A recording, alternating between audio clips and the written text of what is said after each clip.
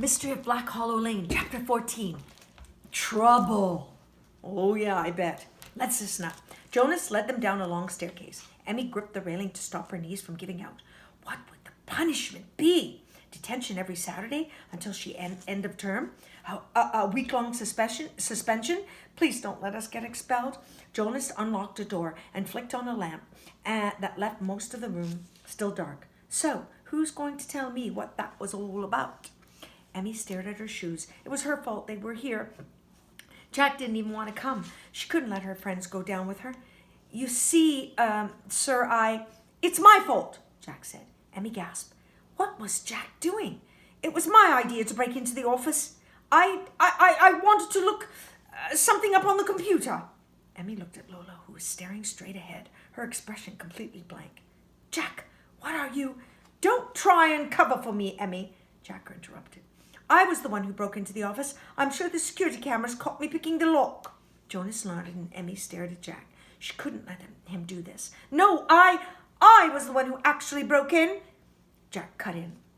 So, I'm the one who should get into trouble. Jonas eyed Jack carefully. I'm quite sure it was Miss Willick who was sitting at the computer. She was looking at something for me. She's much better with computers than I, and so I asked her to do it for me. She didn't want to, but I kind of made her. Emmy opened her mouth, but Lola stepped on her toes. I see, Jonas said. And what was it she was looking up for you? The midterm report being sent to my parents, Jack said. He didn't blink. He didn't shuffle his feet. He just stared into Jonas's eyes and told a bold-faced lie. I haven't been doing so well this term, and I was afraid my parents would find out. I wanted to know what the teachers were going to tell them. I see, Jonas said again. Jack bowed his head. I know it was wrong. I've just been having such a hard time this term. I promise I won't do anything like this again, and I promise I'll try harder in class. But please, sir, don't tell my parents. They're worried enough as it is. He sniffled. Lola snorted, then coughed to try and cover it up. Jonah gave Jack a shrewd look, then stood up. I'll speak to your head of the house about getting you some extra study sessions. It's Larrabee, right? Jack nodded and looked up. His face was filled with so much contrition. Emmy didn't know whether to laugh or to try and stop him. No more nighttime wandering, or I'll have no such but to report you, Jonas said. He opened the door, and they all nodded as if they shuffled out as quickly as they could. Nobody said anything until they were safely in the common room. Lola threw herself down in a chair and burst out laughing. I cannot believe you did that. I cannot believe he bought it, Jack said. You shouldn't have done that, Emmy said. Now you'll be stuck doing extra study sessions all term. Better than us all being chucked out, he said. Well, thanks, Emmy mumbled. She should be the one doing extra study sessions. She should be the one who had saved all their skins. When was she going to stop being such a chicken? I just wish we had time to see more of that file, Lola said. Yeah, well, I'm fresh out of excuses, so we're not going back, Jack said. But at least we got a bit of info on your dad, Lola said, clapping Emmy on the shoulder. Your name after your grandmother. Did you know that? Emmy shook her head. There was one weird thing, though. There was a date of death beside his name. A date of death? Yeah, the file said he died 2 years before I was born. Obviously, that can't be right. Lola shrugged. Somebody probably mixed him up with someone else and put it in his file by mistake. Maybe, Emmy said. We still don't know anything about Brother Loyola, or why somebody sent me the letters. It's funny that they sent you a letter that's so similar to the old letter in the Round Tower Church, Jack said. Do you think this person knew you'd compare them? I haven't really compared them, actually, Emmy said. I was so shocked by the signature, I didn't really get a good look at the letter. Tomorrow's Sunday, Lola said, which means the church will be open. Why don't you take another look? Jack yawned. Just promise me you'll go during the day. I'm not doing any more midnight treks. Emmy walked through the church's grassy tombstone and clutched at her scarf. She was getting used to the constant winds that whipped off the North Sea and through the school's grounds. The smell of the ocean was a lot stronger out here than it was in the middle of campus. The cliffs were so close she could hear the waves beating against them. There was something about the water that was both comforting and exotic. It felt like home, but a home that was exciting and always surprising her. Lola was having lunch with her mum, and Jack had to meet with Larrabee to schedule all the study sessions he was going to be stuck doing. Emmy was on her own, of course. She pushed open the rounded door and stepped into the church. "Hello?" Nobody answered. She walked to the back of the church and looked at the glass display case. There was the letter, old and faded, but with a clear signature at the bottom. Your brother, Loyola. She took off her gloves and pulled her father's letter out of her coat pocket. The signature was the same. Emmy squinted at the letter in the case. No, it wasn't the same signature. The words were the same, but the writing was definitely different. The letter in the case was written in large, loopy scrawls, but her father's writing was thin and tightly spaced. The signatures looked very different. How could there be more than one brother Loyola? Brother? Not brother, but brother, with a big capital B. It's not a name, she said under her breath. It's a title. The title of the person in charge of... Well, said a voice behind her. If it isn't the Yankee redhead. Emmy whirled around.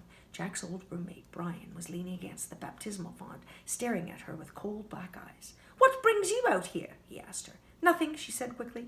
Why, what are you doing here?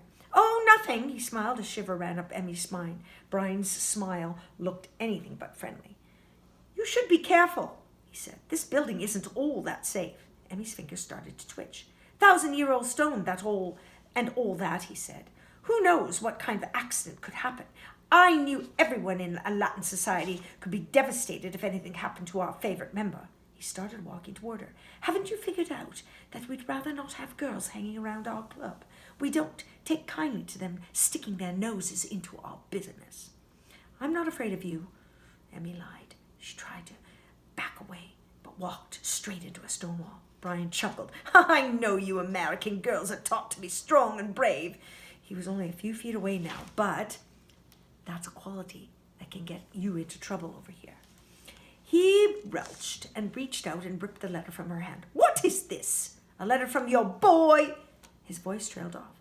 He was staring at the letter, eyes glued to the page. Where did you get this? Emmy's heart gave a little jump. He must recognize the signature. What do you care? It's my letter. Give it back. He looked up at her. His gaze was fierce. Don't play games with me. Tell me where you got this letter. Emmy swallowed hard. She had to get out of here, but she also wanted the letter back. It's mine. She reached forward and tried to grab it, but it leapt back. There's no way it's your letter, he growled. Tell me where you got it, and tell me what you know about Brother Loyola. The words caught up in his throat, and the leather shook in his hand. I don't have to tell you anything, she said. You can't tell me what to do. I'm not a member of your stupid order of Black Hollow Lane. He shoved her hard into the hall. Pain shot through her back as she crunched into the hard stone. She tried pushing back, but he had her pinned. No one outside the order is allowed to say that name, he snarled. Not even a stupid, arrogant American girl. Now tell me, what do you know about these things in this letter? Let me go, she yelled, or I'll scream bloody murder until someone shows up. No one will hear you out here. Even the teacher's housing is too far away. She pushed again, but Brian just laughed. Should have done more push-ups at football practice. Emmy felt a jolt in her chest. He was right. Her arms weren't her strong point. She was going to get out of here. She needed to use her legs if that were the case. Slowly she stopped struggling. She looked down at her shoes and sniffled. All right, I'll tell you everything. Her voice quivered and Brian relaxed his grip. Emmy sprang forward and kicked him in the shins as hard as she could. He grunted and limped back, and Emmy launched her whole body into his. He crashed into the display case and Emmy ran past him. She didn't look back when she heard him scrambling to his feet. Once she was out the door, she'd be able to outrun him. She didn't stop running until she made it all the way back to Audrey House. The common room was filled with people, all oblivious to the girl who was shaking and breathing like she'd been running for her life. She ran up to her room and leaned her head against the door. It felt like she had been running for her life. She took a deep breath, 5 deep breaths, and rubbed the back of her neck. At least she'd gotten out of there without anything more than a sore back. At least she hadn't gotten any information out of her. She gasped. The letter. Brian still had her father's letter. Emmy stayed in her room all afternoon. Thank goodness Victoria had gone home for the weekend. She couldn't deal with her now. She lay on her bed, stretching her back and thinking. The more she thought, the angrier she felt. Brian assumed she was just a scared little girl. Well, maybe she was scared, but that didn't mean she couldn't get away with attacking her and stealing one of her most prized possessions. She clutched her dad's box and closed her eyes as if it were some kind of charm that would give her an extra dose of bravery. I can do this, I can do this. She went downstairs and found Jack and Lola. Get your coats, we're going for a walk. She waited for them outside. She didn't want to run into Brian in the common room, not yet. We'd better not be stealing anything this time, Jack said, as he pointed to the door and struggled on to get his coat on. It's nothing like that. Nothing like what? Lola quickly followed behind Jack. Nothing like theft, breaking and entering, or hacking. Jack said, wait, there's no hacking in there. Emmy shook her head. Well, that's disappointing, Loyola said. So what's up? Emmy took them down the forest path and launched into her story. The more she told, the more serious their faces looked. By end, Jack's fingers were twitching, and he was tugging at his ear, but Lola looked surprisingly calm. So, you're telling me Brian attacked you? Then he stole your dad's letter? Emmy nodded. Right then. Lola spun on her heel and started walking toward Audrey House. Time for another family chat. Wait. Emmy grabbed Lola's arm. You can't just punch him away again and then get into trouble. Who cares? He can't get away with this. I don't want him to get away with it either, Emmy said. That's why we have to talk to him and convince him to give me back the letter. Lola whipped around. Talk to him? Talk to that weaselly little git? Jack tried talking to him in the first place, and all he got him was a night in an old cold and broken ankle. That was an accident, Jack said. Lola swore. It's no accident when somebody pretends a friend is hurt, so you go rushing out to look for them, then takes away your flashlight, so you get lost in the forest, stumbled around until you break your ankle, and have to spend the night in the bloody wilderness. Emmy looked at Jack. Is that what Brian did? Yeah. The ankle thing was an accident, though. It's not like he meant for it to happen. Emmy's chest felt heavy and hard. Who did Brian think he was? He couldn't just attack people or get them lost in the forest and think he could get away with it. She'd had enough of him. She pushed past Lola and marched up the path. Where are you going? I'm going to get my letter back. She ran back to the house, flung the door open and scanned the room. Brian was sitting in an armchair and seemed to be having a serious conversation with Malcolm. She walked straight toward Brian as if Malcolm wasn't even there. He wasn't the order member she wanted to see. We're going to talk outside. Now. Brian raised an eyebrow, then followed her out the door to where Jack and Lola were waiting. He eyed Lola and lifted his chin. I see I have a welcoming committee. Never mind, Emmy said. Give me my letter. Brian smiled. I don't think so. Give me my letter. I'll tell Boyd what happened. And if you give it back, I might be able to stop Lola from beating you up again. But I can't make any promises. You can drop the tough girl act. I'm not giving you that letter. Emmy shrugged. Fine. Then I'll go to Madam Boyd and... No, I don't think you will. I'm not afraid of you, Brian. That wasn't exactly true, but he didn't need to know that. Don't bother trying to intimidate me because it won't work. If you tell Boyd about the letter or about our conversation in the church, I'll tell her that you broke into the school office and stole confidential student information. Emmy froze. How could he possibly know that? How do you... You and your little friends aren't that good at covering your tracks. That security guard might have let you off easy, but once I finish telling the tale, all three of you will be on your way out of here. Emmy felt the colour drain from her face. Was he bluffing? Or could he really get all of us expelled? She folded her arms against her chest like nothing he was saying rattled her. Go ahead and tell. You can't prove it. Brian shrugged. And you can't prove I was anywhere near the Round Tower Church today, let alone anything that happened there. I've got powerful people on my side. They'll make sure I'm taken care of. What? You mean the stupid order? Lola spat. Brian's face went hard and he looked Jack straight in the eye. You told them? You told them about the order? He didn't have to tell us, Emmy said. We found a bunch of information in an old book, a book he tried to keep away from us reading. But I had to learn everything I could about the order once I found out that... Jack grabbed her arm and shook his head. He'd already warned her not to tell anybody her dad had been part of the order. Once I found out that they were a secret society, Emmy finished. The door opened and Malcolm came out.